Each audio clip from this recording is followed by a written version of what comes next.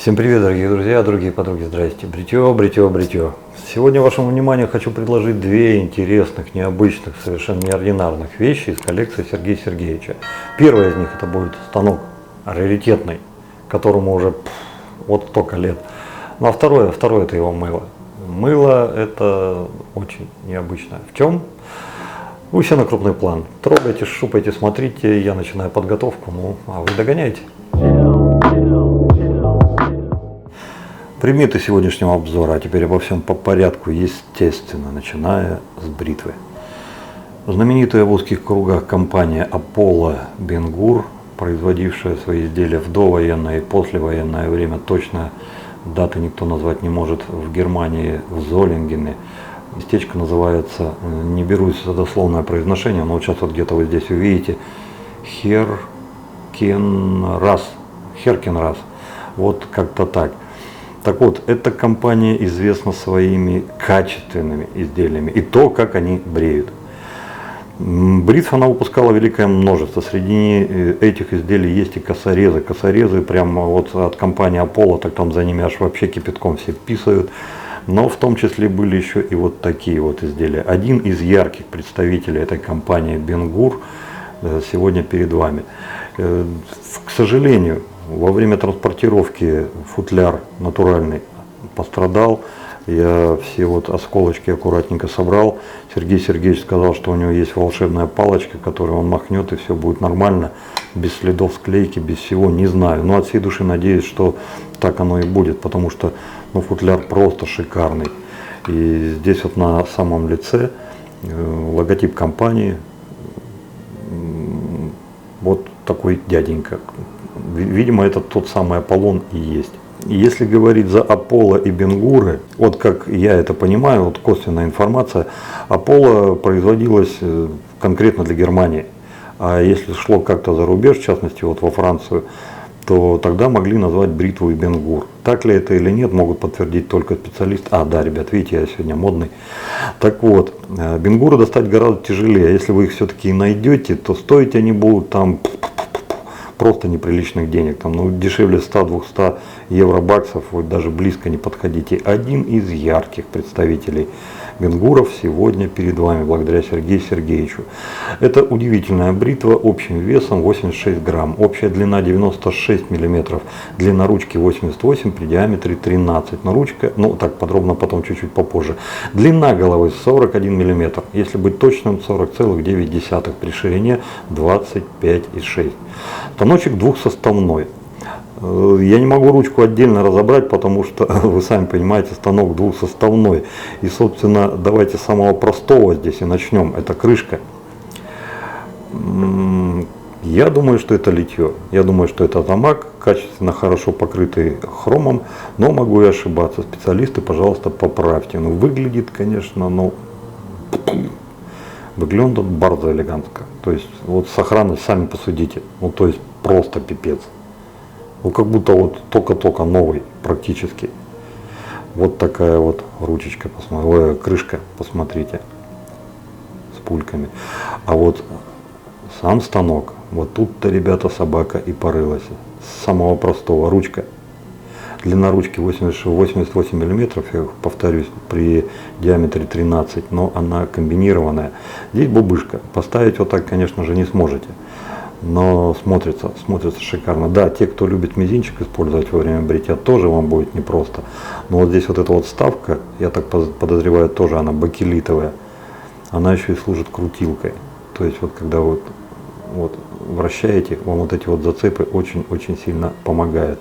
И вот тут мы переходим к самому интересному. Посмотрите, как роскошно, обалденно, наплевательски. Вот просто, знаете, как на кураже сделана эта голова. Почему я ее так воспринимаю? Что я имею в виду? Посмотрите, начнем вот с этих пенооттоков. Насколько они перебивают все, что я видел до сих пор. Тем, что не то, что они большие, а то, что они выходят за те грани, которые фиксируют лезвие. Смотрите как. То есть вот фиксация лезвия вот здесь вот заканчивается, и вот здесь идет провал. Вот в моем случае, вот, например, в калибре, да, мы рисковали, что будет вибрация. Я ее не ощущаю, но некоторые ребята все-таки чувствуют. И у нас примерно то же самое. Ну, конечно, при меньшем объеме пеноотводов. А здесь прям бум. Вот прям все законы нарушили. И тем не менее это есть. На гарде легкие вот такие рассечения, которые будут способствовать пропусканию пены и дополнительной смазки. Отверстия для фиксации. Это, блин, вот, видите, не мой размерчик. И самое интересное, вот смотрите на середину. Видите, я вращаю. То есть вот эта вся конструкция, вот она вращается относительно нижней плиты. Для того, чтобы мы могли с вами закрутить крышку. Вот, мы ее закручиваем.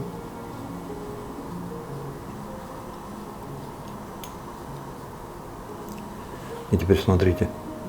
Понимаете, о чем я? Лезвие фиксироваться будет вот только этой частью. Крышка уходит дальше, намного дальше. Как это будет бритье, я не знаю. Но я знаю, что людская молва среди простых людей, короче, среди тех, кто сидит на форумах, эти бритвы характеризуют как просто вау, вот такие бритье. Вот сегодня мы с вами это и испытаем. Давайте я подготовлю загрузки лезвия. Какого лезвия? Ну, конечно, хочу Костю еще маленько потребушить. Прошлое персону платину мы с вами уже попробовали. Тут написано, что она там сделана в Германии. Кто-то из наших ребят, к сожалению, сейчас тут не могу показать скриншот, но кто-то знающий вышел и говорит: ребята, забудьте, вся персона уже делается и не в Америке, и не в Израиле, вся она будет делаться, нет, в Израиле не будет делаться, за Америку разговора не было, она будет делаться в Германии. Что там у них произошло, какие там катаклизмы происходят, я не знаю. Но вот то, что производство перенесло в Германию, это, может быть, и хорошо, и плохо. Хорошо, почему? Немцы что? Немцы же педанты, да? И опять же Mercedes, BMW и прочее, хотя как они Mercury делают, мы тоже знаем.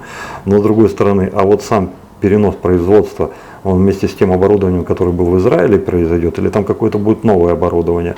И вот на этой почве есть вопросы, лишь бы это не повлияло на качество лезвий. Будет в лучшую сторону, мы с вами все будем только за. А вот если в худшую, это, конечно, будет грустно.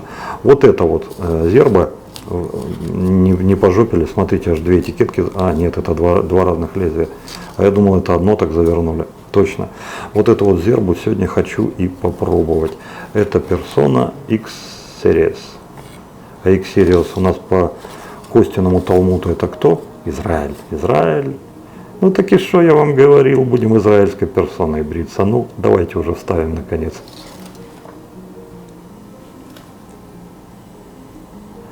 Загрузка. Первый пошел.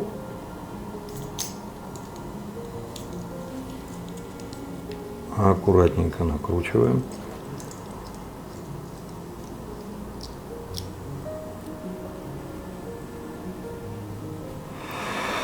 Смотрите, длина головы 41 мм не будет спасать от того, что уши совсем закрыть. Но тем не менее, ухи будут нейтрализованы по максимуму. Чтобы совсем закрыть, голова должна быть 43 мм. Здесь этого нет. Так, все, мы с вами закрутили до конца. Теперь смотрим.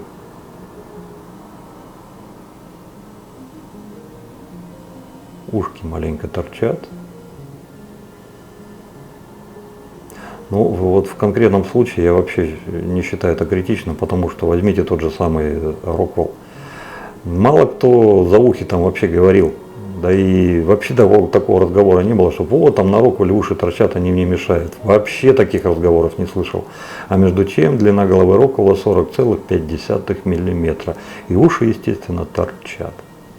Но никому не мешает. Смотрите, какой габ, да? Обратили внимание? Я специально тут перед вами маячу. Не то чтобы пугает, но заставляет задуматься. Ребята, не знаю, как будет брить, но бритва просто красотка. Просто красотка.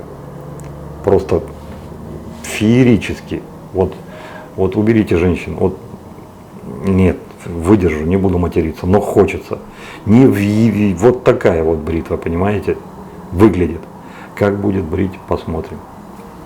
Все, пошли дальше, теперь с перчатками можно не выделываться. Так вот, если бритва сегодня от Сергея Сергеевича, хочу также и мыло достать от Сергея Сергеевича. Сергей Сергеевич известен в узких кругах тем, что он производит мыло от души. Вот его мыло, они, ну там если по килограммам, по граммам, ну по килограммам, конечно, нет. Если по граммам продавать, то, допустим, 100-граммовая банка, то сколько он туда вбабахивает, и медвежьих, и барсучих, и лосячих, там, и каких только жиров у него там нет, у него там мыло на всяких основах есть. Так вот, такие какие наполнители он туда вводит, это мыло должно стоить там по 3-4 косаря за 100 грамм, если не больше. Но у него цены совсем другие. Он не ставит это на поток, он это делает от души. Если у него есть, а есть у него только тогда, когда он варит для себя. Вот для себя сварил, там какие-то остаточки есть, вот тогда есть у кого-то шанс разжиться его мылом. А так, чтобы вот специально, ну не знаю, это вы сами с ним разговариваете. Но вот такое вот мыло, оно все-таки существует. И в узких кругах, ну те, кому обломилось, это мыло охренеть как ценится. Ну, по запаху это 5. Это 5, конечно. Мыло средней твердости. Вот сегодня вот этим вот мылом и будем с вами бриться. Я не знаю, у меня и по поводу станка, и по поводу этого мыла вот так вот все. Ну ладно, не ссы, прорвемся, все будет нормально, хорошо. А поможет нам красавец от Яки. Тот самый, который не устает работать, тот самый, который мне всегда нравился. Своей стабильностью, своей основательностью, своей компоновкой, сбитостью, своей разноплановой сбалансированностью. Вот это вот чудо весом 107 грамм. Ну, вот смотрите, вот диаметр 26 миллиметров, а распушается в реале здесь аж до 29 при длине 60. Ну, приятно. Приятно. Ручка, внутренний диаметр вот этот 36 мм, а по краям расходится аж до 42. Я все время его называю кофемолкой, хотя официальное название у него Мока Экспресс. И тоже недалеко от истины. Но самое приятное, вот лично для меня в этом помазке, то, что он вот сделан вот так вот. Здесь кофейная тема прет аж прям до небалуй, но о людях здесь не забыли. Потому что, вот смотрите, то место, где вставляется узел, оно культурненько так вот в черный кофе переведено, и потрошка вы не увидите до тех самых пор, пока не повернете помазок вот так вот. Только тогда у вас есть шанс увидеть вот эту вот белую пластиковую пробочку от узла, не более того. Эстетика здесь, конечно же, соблюдается. Ну и на попе, посмотрите, шикарная, великолепная надпись Яки Brush Professional 26. Ну, культур, мультур, мускулатур, тут, короче, все. Но и все это бы не стоило и гроша ломаного, если бы он плохо работал. А работает он, ребята, зачет. Просто зачет. На сегодняшний день, конечно, они не дешевые. Можно было их взять по скидке, но сейчас он стоит 29, ну, короче, 30 баксов. Где-то вот в этом районе. Но помазочек не всегда нравился. Потому он у меня и прилип к рукам. Огонь. Просто огонь. Ну, вот, если вы ищете что-то бюджетное и, вот, скажем так, честное изделие, да, вот, что вот оно вот и по качеству, и по цене сбалансировано, вот это вот вам по этому адресу. Все, вот эта штука нам сегодня поможет мыло набрать. Три вещи, если удается мне вернуться к одной из них, мне всегда радостно, всегда хорошо. Это, конечно же, наша дежавюха, это Веледа, и это еще Вика Турмарик, за то, как он действует, за то, как он пахнет. Сегодня из этой троицы, да я, наверное, все-таки вот Веледушку давайте вот оставлю. Веледа, она может нравиться, может не нравиться. Компания выпускает ее не первый день, не первый год, и, по-моему, даже не первое десятилетие. Рецепт балансирован. Очень большое участие там принимают какие-то горные травы. Насколько я понимаю, там кто-то их ходит по склонам, собирает, потом из всего это делают какие-то там сборы. На этих сборах что-то там настаивается, потом это все предлагается нам. Я от запаха этого сбора просто фанатею. Но это ни о чем не значит. Потому что очень приличное количество людей, которые или равнодушны к этому запаху, или просто его не замечают. А я прям прусь, как уж по стекловаде. Вот прям нравится, прям обалдеть. Но и это бы еще ничего, если бы, допустим, он вообще никак не действовал. Ну или так, как водичка побрызгал, да и все. Но алкогольный, наносишь на лицо, балдеешь, высыхает быстро, опять балдеешь, и после того, как высох, на нем ни пленок, вообще ничего нет, а просто бархатная шагрень. Это тоже нравится и это тоже радует. Поэтому вот сегодня будет Веледушка. Люблю ее, заразу. Ну что, пошли бриться.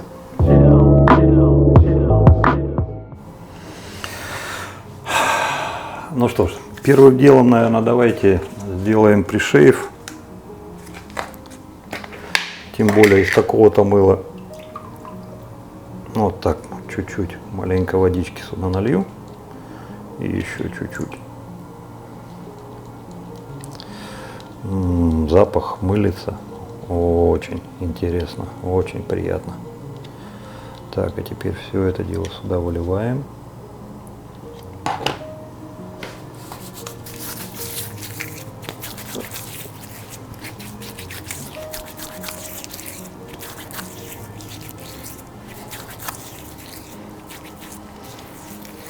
Ну и пока эта штука у нас будет кушать, давайте, наверное, помазок загрузим, а потом уже компресс.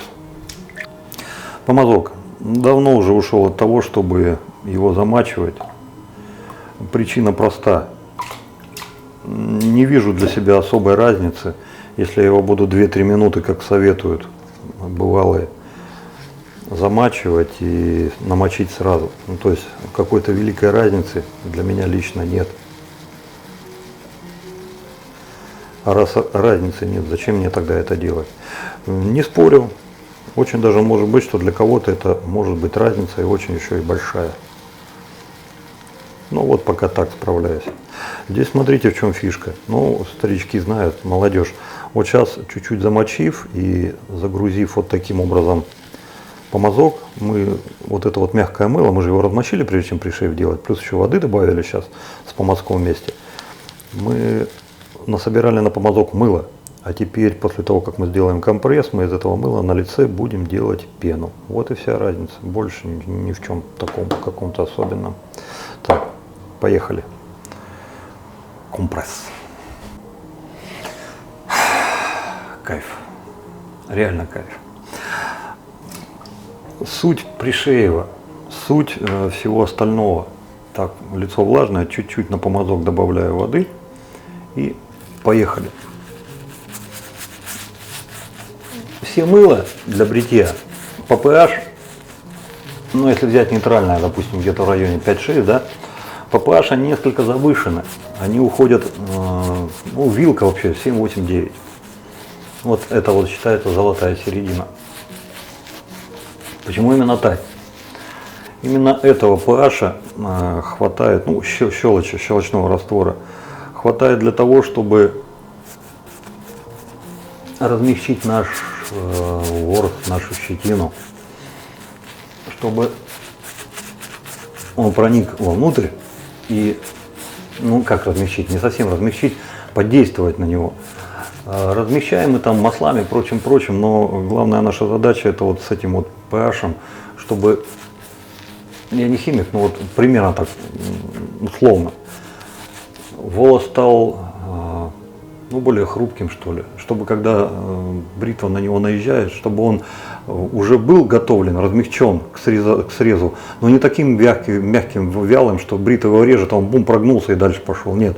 А у него вот это вот хитин или что вот это вот чуть-чуть затвердело, и чтобы бритва его срезала. Вот как-то так. Легче было срезать, вот типа такого. Не всегда и не на всех мылах это получается. Бывает, производитель после того, как мыло сварит, дабы улучшить композицию, просто берет и еще туда ароматических масел всяких пихает, по ну ароматических, просто компоненты любые, масла по уходову, масла ароматические, еще там какие-нибудь штуки-дрюки, которые призваны для того, чтобы там, они как считают, чтобы сделать бритье более комфортным. А по факту получается, что если эти масла-то не участвовали в общей варке, а потом их туда забузовали, но масла у нас где растворяются? В щелочи хорошо. И у нас эта щелочь начинает взаимодействовать с мылами, с маслами и потихоньку подсаживается. И получается, что у нас вроде как мыло и пахнет, вроде как и все там соответствует, а бреет оно уже как-то маленечко не так. Может быть, это потому, что щелочь расходовала свои силы на вот эти масла, которые не участвовали в основной варке, а были добавлены потом, а на то, чтобы вот привести в порядок нашу щетину, у них уже силы не осталось. Может быть, из-за этого. Вот такой вот момент, вот пока такая картина в голове. И если у кого-то есть мысли на этот счет, ребят, поделитесь в комментариях. А мы начинаем. Аполло. Ну, с Богом.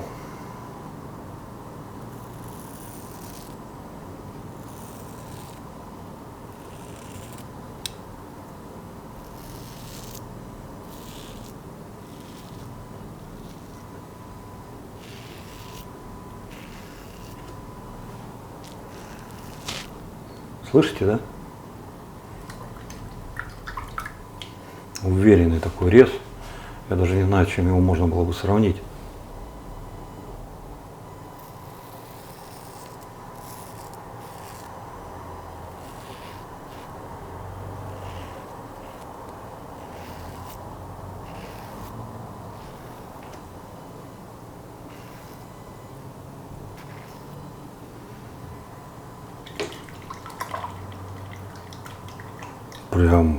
Прям удивлен.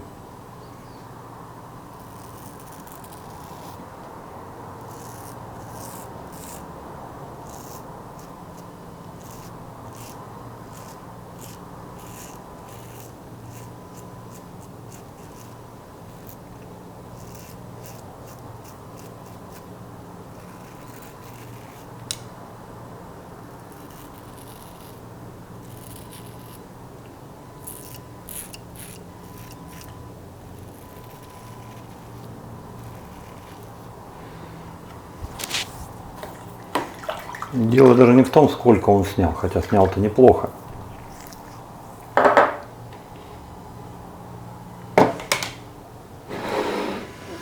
В первую очередь, наверное, дело в том, как он это сделал.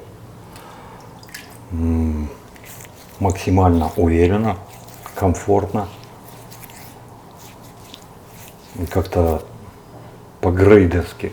Без хамства. Без хамства, там ничего такого какого-то, знаете, зашкала с агрессивностью или еще с чем-то. Несмотря вот на те вот гапы, помните, которые я вам показывал на крупном плане. Ну, ты когда приходишь в парикмахерскую или в любое место, куда приходишь и видишь, как человек начинает работать, мастера от новичка, от дилетанта, от начинающего, ты сразу отличишь. По той уверенности, с которой человек работает. Ему не надо ничего вспоминать, ему не надо ничего рассказывать, ему не надо ничего объяснять. Он уже знает, что надо делать и знает, как надо делать. У него все отработано, у него все есть. И вот когда ты вот это вот видишь в человеке, ты исподволь испытываешь к нему уважение. Но вот какое-то такое чувство сейчас вот у меня, что эта бритва знает, как надо брить. Интересно. Ну, поберегу остальное для заключительного слова. У нас в конце концов еще 2 прохода впереди. Посмотрим, что будет.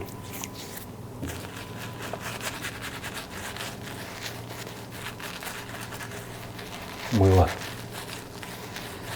Ну, по скольжению у него более чем достаточно. Это понятно сразу.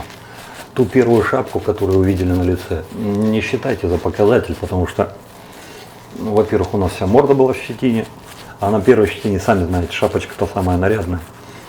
А во-вторых, там самый концентрат был. А вот сейчас вот на втором, на третьем будет уже поинтереснее. Но дело даже не в том, что как-то на втором, третьем сравнивать, потому что от забора мыла-то тоже в конце концов влияет. Как сам Сергей Сергеевич говорит, ему для одного бритья 3-4 грамма, вот так вот, поза глаза. Ну, все-таки помазок хороший. Ты вот хоть что говори. Ну вот это хороший помазок. Так, не вижу я никакой шапки. Да мне она и нафиг не нужна. Но посмотрите, как закрыли все. Вот с этим мы и уходим на второй проход. О, с Богом.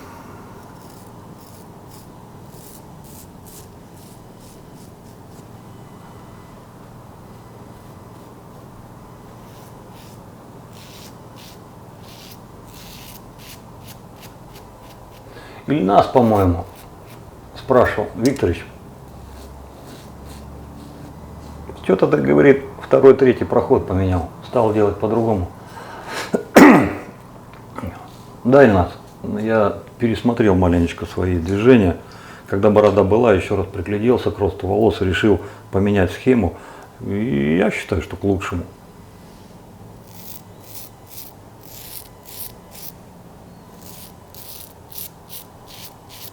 Выбриваемость повысилась.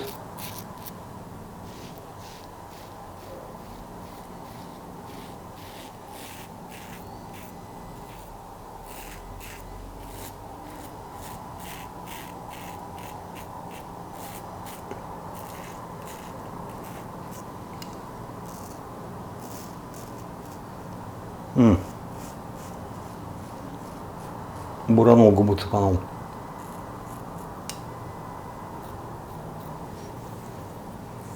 Офигеть. Отлично, отлично. Да вообще просто удобнее стало. Кто-то из ребят в комментариях еще писал, что, мол, так и так, Викторович, а что бы там вот не сделать тайгу или какой-то-нибудь другой инструмент, в котором с одной стороны была бы гребенка, а с другой гарда. Тогда бы точно на все вкусы, там все, было бы удовлетворение. Вот то, что цепанул. Ну, сам виноват. Я не люблю этот инструмент. Везде, где бритвы, с одной стороны такие, с другой стороны такие, ну, мне это не по кайфу, мне это не интересно. Хотя не спорю, конечно, много людей, которым это в принципе-то может быть и понравится. Но для меня это уже не бритва, это полубритва. Это, ну, геморрой, самый натуральный. Одна из положительных особенностей ТТшек, Т-образных бритв, безопасных, это то, что ты бреешься, у тебя хлоп, там одна сторона забилась, переворачиваешь, бреешь другой, да? Так вот здесь она нивелирована напрочь. Ты по привычке начинаешь делать все то же самое и начинаешь уже терять нить. У тебя две стороны должны брить по-разному, а тебе пофиг, ты просто поменял и бреешь. И, ну, какой в этом цимус? Вот не люблю полумеры. Если уж бухать, гулять, то гулять. Если уж работать, то работать. Если отдыхать, то отдыхать. А как вот, как это совмещать? Ну, конечно, отдых с бухарой, ну, кто-то умудряется совмещать, но ну, типа вот наши туристы, да, за границу уехал и там все 14 дней там сидит, квасит. Смысл? Ты бухать туда поехал, ну ты здесь бухай, кто тебе мешает? То есть вот этого я не понимаю. Хотя отрицать глупо, многие компании все-таки продолжают эту практику. Да и не вчера это началось. Возьмите тех же самых гипсов. Они в свое время сделали очень интересный станок. С одной стороны у него крышка была под таким углом, с другой стороны под таким. И чисто теоретически, с одной стороны он должен был брить чуть-чуть поагрессивнее, с другой стороны помягче. На форумах люди сколько писали, точно так же крутили, вертели, путали, а потом в конце концов забили нахрен и брились как обычным станком. Вот как бреет, так и бреет. Ну и смысл? Да никакого. Ну то есть, я нет, мы такие точно делать не будем. Ну с Богом, последний.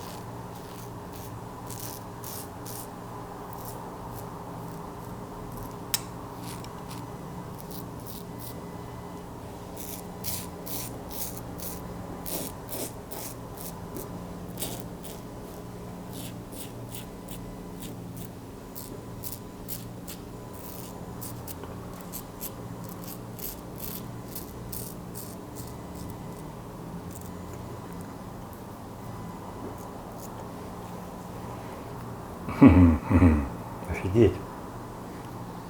Просто офигеть. Так, ну вот здесь вот я все-таки добью.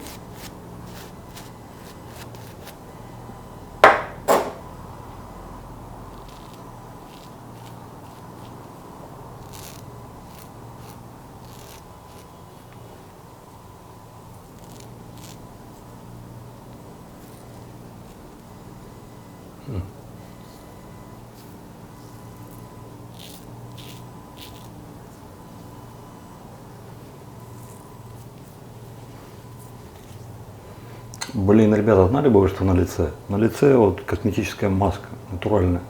И сейчас ее надо будет смывать. Вот я думаю, что это мыло. А чтобы еще. На этом, пожалуй, все. Давайте компресс, автошейв, ну и заключительное слово.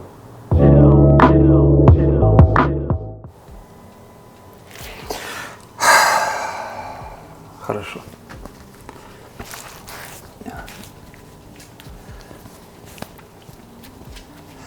Ну, что греха таить, конечно, это не ванная комната. Ну, тут все-таки я чуть-чуть углу отдался. Ты побрился и порезался, у тебя раздражение на лице. Алюмблок от Хомлайк спасет тебя.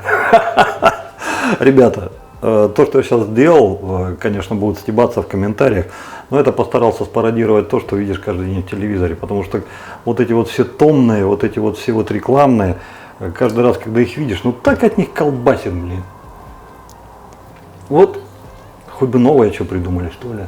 Ребята, забейте, любой алюмблок, не обязательно наш, спасет вас. То есть, ну, да, он в таких случаях на самом деле помогает.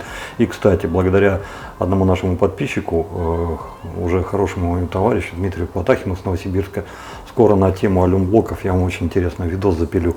С неожиданной стороны, хотя все, кто учился в школе, но все это знают, вот с неожиданной стороны можно подойти к этому вопросу. Так вот, откуда это дурацкое раздражение, понять не могу. Совершенно. Ну да, шея у меня предрасположена. То есть даже самым шикарным, самым великолепным станком я могу себе устроить всю эту фигню, за редким исключением. Если заранее угадал пару станок лезвия, тогда да, тогда у меня вся вот эта вот фигня, она будет минимизирована.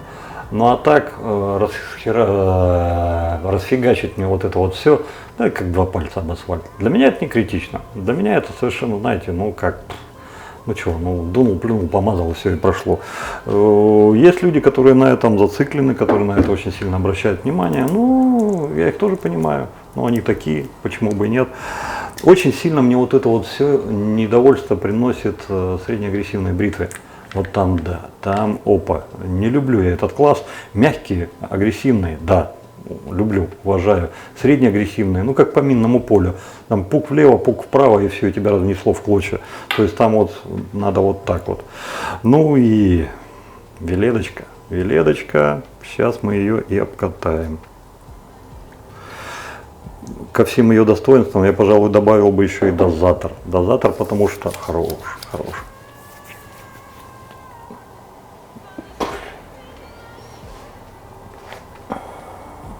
Ко всем своим загадкам Бенгур подарил мне еще одну. Потому что не поорать совершенно, как будто не брился. Ну как так может быть, потому что не только шея покраснела, ну там еще себе маленечко коцок понаставил. Как? А вот так, не поорать. Вопрос к Веледе маловероятно, все-таки спиртовая. Не знаю, так на память, ну, по-моему, там сколько, 50-60-то есть. Ой, хороша зараза, как она пахнет, а. Для меня это такой дурман трава, просто с копыт сбивает. Ух, хорошо. Ну и то, что она делает с лицом, конечно, ну нельзя не отрицать, она делает хорошо, она делает приятно. Для меня это Forever, вот must have из серии. Помазок. Знаете, вот то, что я говорил про мастера, да? Можно еще такую аналогию провести, вот как проверенный человек, проверенный инструмент, проверенная какая-то схема, проверенный прием работы. Ты знаешь, что это срабатывает всегда, осечки не дает, и всегда можешь прогнозировать, планировать, рассчитывать на определенный результат. Вот. Его внешний вид и стоимость позволяют спокойно говорить, что это можно советовать как новичкам, так и уже бывалым товарищам, которые прошли уже определенный путь во влажном бритье. Потому что новичкам, ну и такая уж это большая сумма для барсука 30 баксов. То есть это даже не золотая середина. Я считаю, что для барсуков золотая середина это где-то ну, 50-80. Вот так вот. Вот 50-80 это середина. Все, что дешевле 50, это недорого. Все, что выше 80, но это как бы уже да, там уже что-то есть. Ну, Зенит, манжурец, хорошо обосновался в этой золотой середине, но это все равно не 30, а это 30. Так вот, Яком, вот только бы за этот один, я вот с превеликим бы удовольствием так вышел бы и сказал: товарищ Як, не Яцы, Як, ну Яки, кто там. Ребята, вот вам просто большой рахмат алейкум хотел сказать. Спасибо, большое спасибо за то, что вы сделали вот такую вот штуку. Недорогую и качественную. Это то же самое, что, знаете, сказать спасибо за Big Bruce. Вот это еще одна позиция, за которую бы я вот вышел бы разороком, ну как там правильно, так и поставьте. Вот за это бы им сказал спасибо, потому что, ну на самом деле, вот это честный товар, цена-качество, внешний вид. И Big Bruce, честный товар, цена-качество, внешний вид, ну и стоимость, конечно.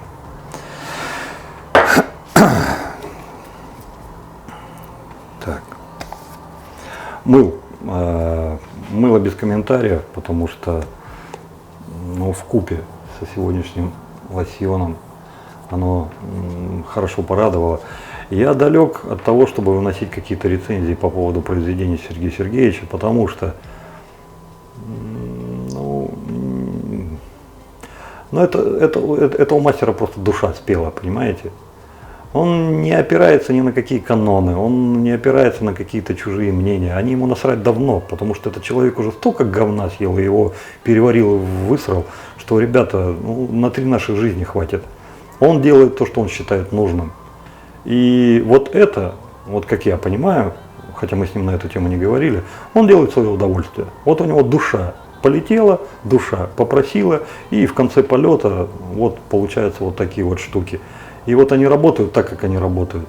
Ну, конечно, это не магазинные варианты. И по стоимости, ну, по бритью, ну,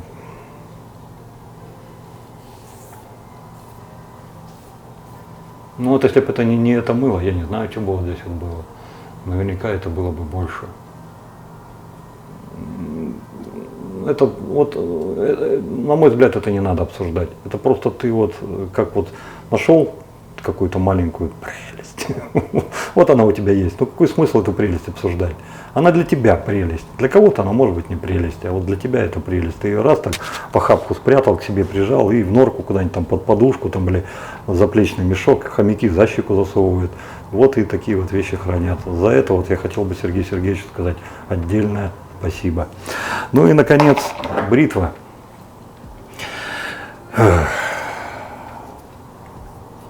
Чувствую, крупного плана маленько не хватает, вот так вот говорить.